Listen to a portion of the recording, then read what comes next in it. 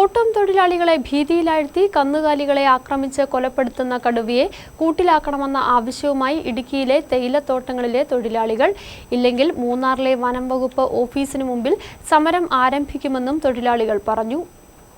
കഴിഞ്ഞ കുറച്ചു മാസങ്ങളായി തോട്ടം തൊഴിലാളികളെ ഭീതിയിലാഴ്ത്തി എസ്റ്റേറ്റ് മേഖലയിൽ ഇറങ്ങി കന്നുകാലികളെ കൊലപ്പെടുത്തുന്ന കടുവയെ കൂടുവെച്ച് പിടികൂടണമെന്ന ആവശ്യവുമായി മൂന്നാറിലെ തേയിലത്തോട്ട തൊഴിലാളികൾ രംഗത്ത് വന്നു.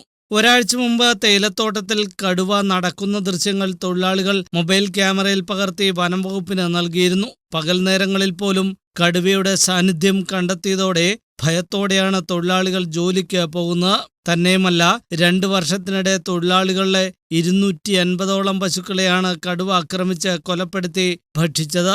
അക്രമകാരികളായ കടുവകളെ എത്രയും വേഗം കൂടുവെച്ച് പിടികൂടണമെന്നും അല്ലാത്തപക്ഷം മൂന്നാറിലെ വനംവകുപ്പ് ഓഫീസിന് മുന്നിൽ ശക്തമായ സമരം സംഘടിപ്പിക്കുമെന്നും തൊഴിലാളികൾ പറഞ്ഞു.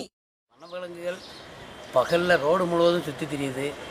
எந்த நேரத்தில் என்ன வேணாலும் சம்பவிக்கலாம். பொதுமக்களுக்குள்ள பாதுகாப்பு எதுவுமே கிடையாது.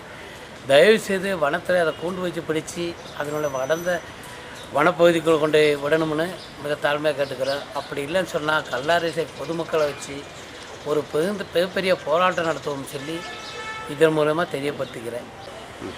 அதே மாதிரி 10-200 மாடுகளை புலி அடித்து சாப்பிட்ருக்கு.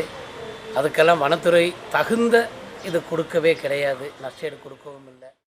കാട്ടാനയ്ക്കും കാട്ടുപോത്തിനും പുറമെ ഇപ്പോൾ കടുവയുടെ സാന്നിധ്യം തോട്ടം മേഖലയിൽ കണ്ടെത്തിയതോടെ തൊഴിലാളികൾ പകൽ നേരങ്ങളിൽ പോലും പുറത്തിറങ്ങാൻ ഭയപ്പെടുകയാണ്. പ്രശ്നത്തിൽ അടിയന്തര ഇടപെടൽ വനംവകുപ്പിന്റെ ഭാഗത്തു നിന്നും സ്വീകരിക്കണമെന്ന ആവശ്യവും ശക്തമാവുകയാണ്. News bureau, Munnar.